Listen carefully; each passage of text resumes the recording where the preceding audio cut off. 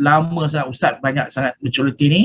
Kita masuk topik ketiga, ringkas saja kepada tuan-tuan soal kenapa produk-produk ataupun syariah compliant gold investment di bawah quantum metal. Yang pertama, mengapa ada kelebihan dalam gold investment ni? Pertama is a well established deep and liquid asset.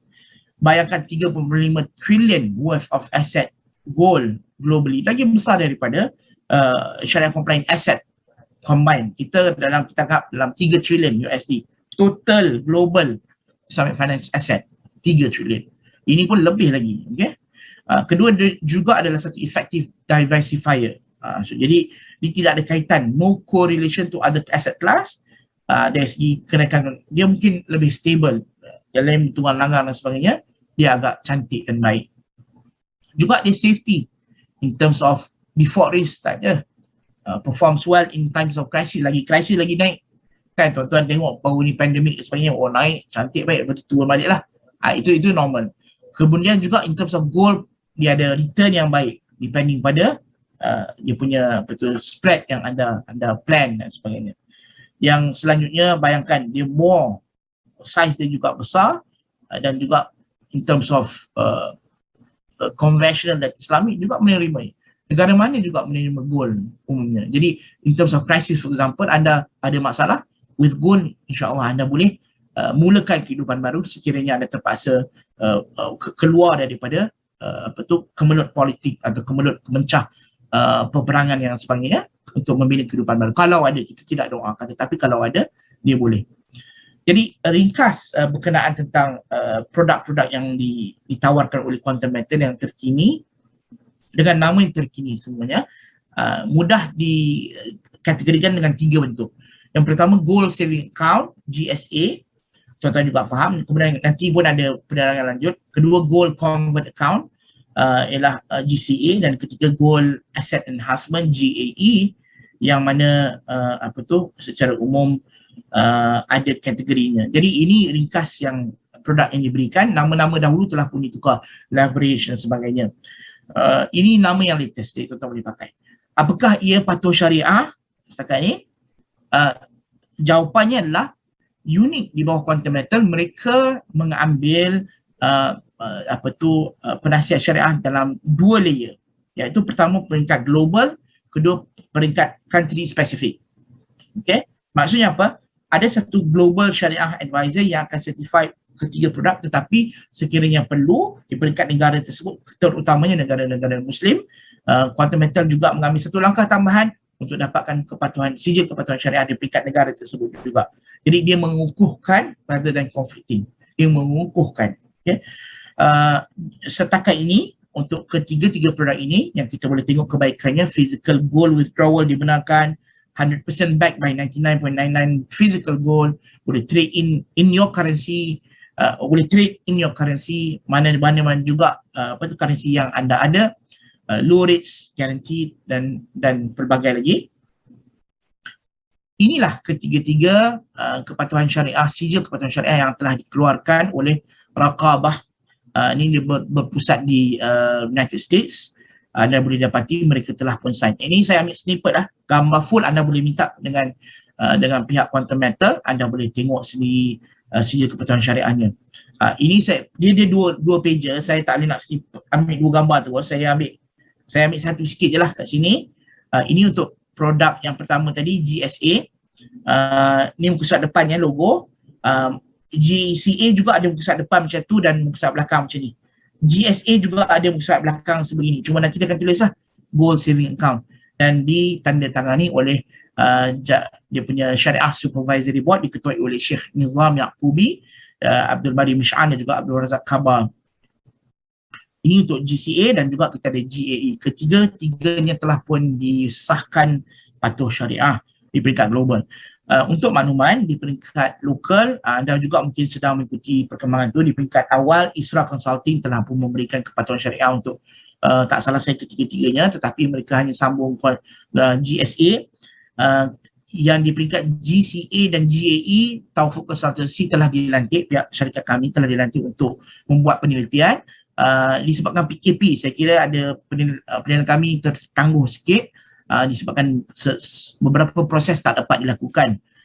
Tapi dia ongoing, cuma disebabkan lawatan ke physical goal, ke tangguh, kena tunggu, kena queue, documentation, pertemuan, itu saja. Tapi itu satu proses yang berkelanjutan, yang sedang continuing. Jadi saya harap tuan-tuan boleh berkomunikasi dengan pihak Quantum Metal secara lebih jelas, mungkin Mr. Kenneth, Mr. Koh dan sebagainya, untuk memahami status ini telah pun dikeluarkan. Saya ambil masa sikit yang berbaki kat sini tentang dua produk berbaki ni. Kalau anda yang belum ada pengetahuan, GSA saya tak sentuh lah, sebab GSA is quite straightforward. You purchase gold dan juga you safe keep dengan company. Itu kebanyakan bank juga ada saving account, gold saving account lah kita panggil lah. Mana-mana juga ataupun gold account I macam itulah. Anda beli dan anda simpan, anda beli dan anda simpan. So dua syarat je. Ketika beli tu ada physical tu, sama ada anda serahkan secara physical sekejap ataupun anda nyatakan ia ada di belakang, ini sijil anda yang anda ada dan disimpan dengan dalam company lah ataupun dalam bank khususnya. Kalau GCA dia lebih berbentuk, kalau kita boleh nyatakan sebagai hampir resemble Ar-Rahmu yang tuan-tuan bayangkan. Tuan-tuan ada gold, tuan-tuan pledge the gold, tuan-tuan akan dapat cash in return. Selesai pembayaran, tuan-tuan boleh dapat balik gold tersebut. Dia hampir sama. Ya. Yang ketiga dia adalah GAE, bersifat pembiayaan untuk beli gold. Jadi untuk yang kedua ni, anda boleh tengok kat sini, ini kaedah yang ada yang digambarkan untuk GCA. Customer datang require beli GSA account, jadi dia ada gold lah sama dia. And then dia kena subscribe to facility. Apa yang perlu dibuat stage 3 tu, akan berlaku tawarruk transaction yang mana actual. Jadi itu di situ kami akan datang hadir buat. Dia ada dua layer untuk kepatuhan syariah. Dia ada dua layer. First waktu onboarding, okay. Kedua post, kita panggil ex ante, ex post. Itu bahasa kita panggil lah. Ex ante apa-apa yang sebelum kepatuhan syariah, sijil kepatuhan syariah dikeluarkan. Ex post apa yang berlaku selepas itu. Yang selepas itu berlaku dalam dua bentuk. Pertama, continuous engagement. Kami buat syariah review, tengok sini, tengok itu, apa pun pembetulan, jumpa dengan bursa ke perlu, jumpa dengan regulator ke kalau perlu, dengan apa-apa isu. Yang elemen kedua adalah syariah audit yang akan dilakukan oleh pihak ketiga yang bukan penasihatnya. Jadi syariah auditor akan datang tengok, mungkin tengok sijilnya sama tak dengan goalnya, physical goalnya ada tak sama dan sebagainya. Itu yang akan dilakukan. Dan untuk memberikan suatu jaminan di sini, ya, walaupun engagement daripada pihak Quantum Metal kepada pihak syarikat, kepada pihak advisor lain, tetapi kita juga ada tanggungjawab secara umum di bawah IFSA dan secara umum di bawah tanggungjawab keagamaan untuk memastikan sekiranya kurang tepat, sekiranya tidak betul, rectification akan dilakukan. Kita akan push pihak syarikat untuk buat penambahbaikan, pembetulan sekiranya tak tepat, tak betul, tidak mematuhi piawaian syariah. Itu tanggungjawab sosial, tanggungjawab corporate, tanggungjawab keagamaan yang ada pada tawafuk, pada pihak-pihak raqabah, pihak Israel Consulting dan sebagainya. Jadi kita akan menilai apakah dibuat tawaruk transaction ini, dibeli tak, pada harga apa, dibuat sebelum ke selepas, spot basis ke tidak dan sebagainya. Okay? Dan akhirnya ini 5 tahun ya perlu dibuat dan perlu dibuat pembayaran semula. Kalau GAE juga begitu, hampir sama, ada tawaruk commodity murabah transaction, cuma yang membezakan dia adalah dia two separate. Dia adalah dua komponen berbeza.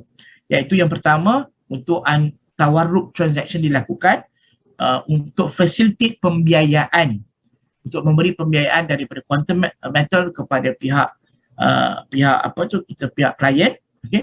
Maka anda ada liquidity, anda ada liquidity untuk anda. Jadi customer dapat amount, okay?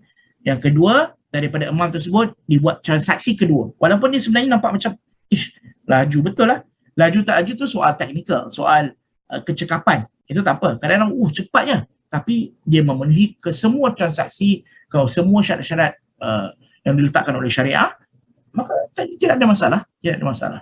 Kita akan buat penilaian lah kalau sekiranya ada kekurangan yang perlu diperbaiki. Kemudian anda masuk kepada elemen kedua di mana pelanggan membeli apa tu goal untuk disimpan baik. Jadi itu yang kita nyatakan.